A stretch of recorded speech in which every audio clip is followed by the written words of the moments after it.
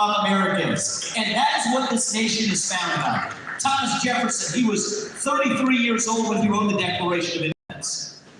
He invented a swivel chair while he was at it too, by the way. That's the spirit we need to revive in this country. And I think it is going to take someone from the next generation to reach the next generation with our shared American ideals. When it comes down to the enemies we face here at home, starts right here with the deep state, and that is the real enemy we face, because it's not the people who we elect to run the government who run the government anymore. It's not. The people who we elect to run the government, they're no longer the ones who actually run the government. It is the managerial bureaucracy in the shadow government that pulls the strings today. So if we want to fix that problem, we got to get in there and shut government agencies down. You can't just tinker around the edges. The FBI, the ATF, the IRS, the CDC, the U.S. Department of Education. We'll get in there and shut them down. Fire 75% of the federal bureaucrats. Rescind of the unconstitutional federal regulations that act like a wet blanket on the U.S. economy. You know, if I can't work for you all as the next president for more than 8 years, which I think is a good thing, then neither should any of those federal bureaucrats reporting into me either. 8-year term limits for the bureaucracy. That is how we restore the integrity of a constitutional republic. Look abroad, who's our real enemy? It's not Ukraine. It's communist China. And today, we depend on our enemy, China, for our entire modern way of life. From the shoes on our feet to the phones in our pockets. You want to fix that? This is how we declare economic independence from communist China. That is the Declaration of Independence that Thomas Jefferson would have signed if he were alive today. That is the Declaration of Independence that we need to sign to move this nation forward. Independence from semiconductors, from pharmaceuticals, from our military equipment here in this country that we depend on. We cannot depend on our enemy for our modern way of life. Shut down the deep state home. Declare independence from China abroad. But then we get to the real problem for how we win this war. We have to revive national pride in the United States of America. Young Americans, we are lost. I'm 38 years old. I'm the youngest person ever to run for U.S. president as a Republican. And I will tell you what is going on in our generation. We are hungry for a cause. We are starved for purpose and meaning and identity. At a time in our national history when the things that used to fill that void, faith, patriotism, hard work, family, these things have disappeared. That leaves a black hole in our hearts. And when you have a black hole that runs that deep, that is when the poison fills the void. Wokeism, transgenderism, climatism, COVIDism, globalism, Zelenskyism, depression, anxiety, fentanyl, suicide. Do you think it's an accident that we see the rise of these same poisons at the same time in our history? It is not. These are symptoms of a deeper void of purpose and meaning in our country. And for a long time, we in our party, we have been running from something. Race, gender, sexuality, climate, without offering a vision of our own, individual, family, nation, God. We have been running from something. Now is our moment, though, to actually start running to something.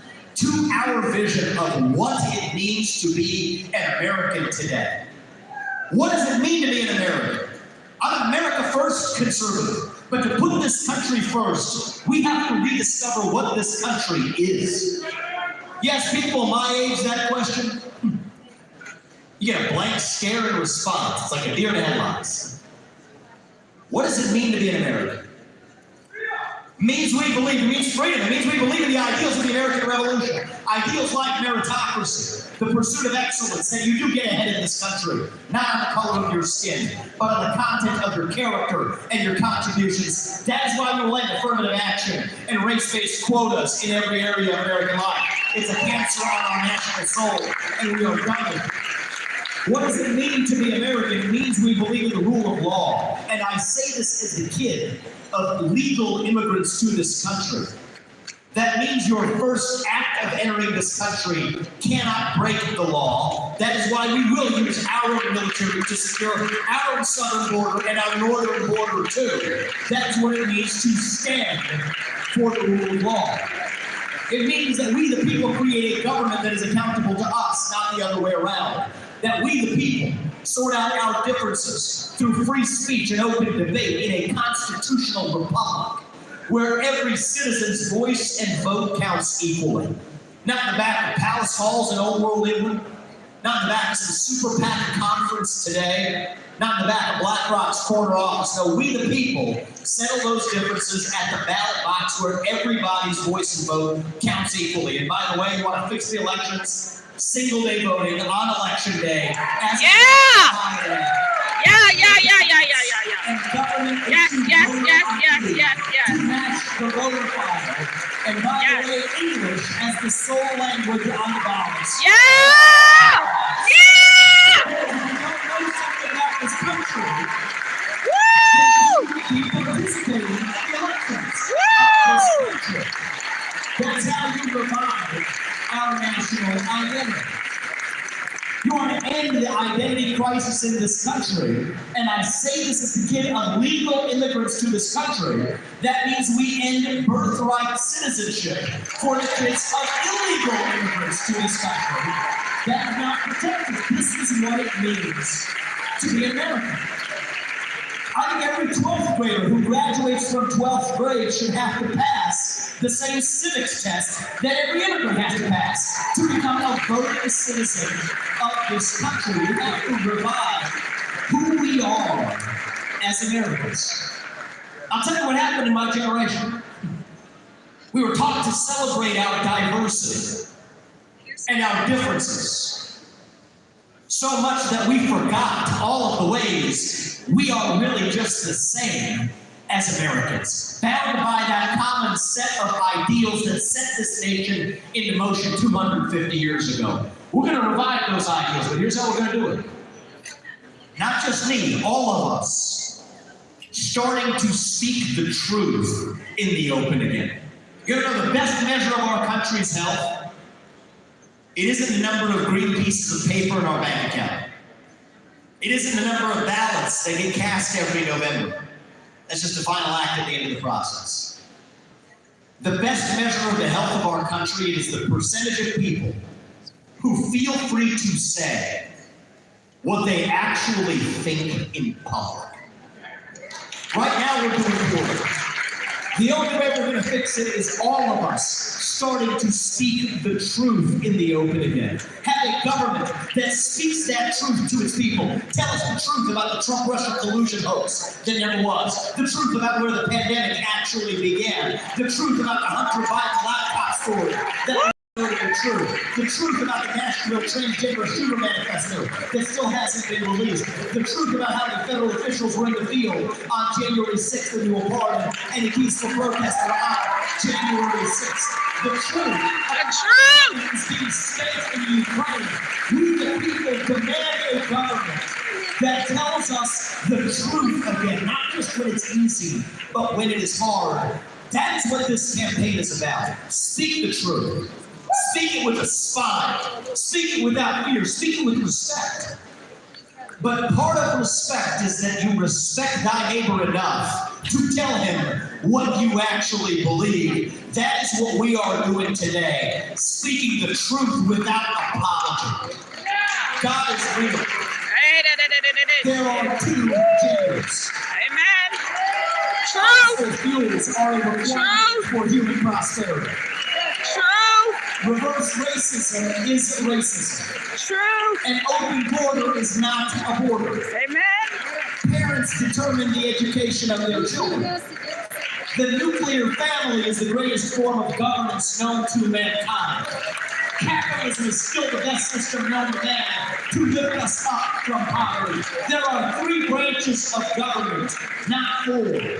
And the U.S. Constitution, it is the strongest and greatest guarantor of freedom in human history. That's the truth. We stand up for the truth. That is what won us the American Revolution. That is what reunited us after the Civil War. That is what won us 2 world wars and the Cold War.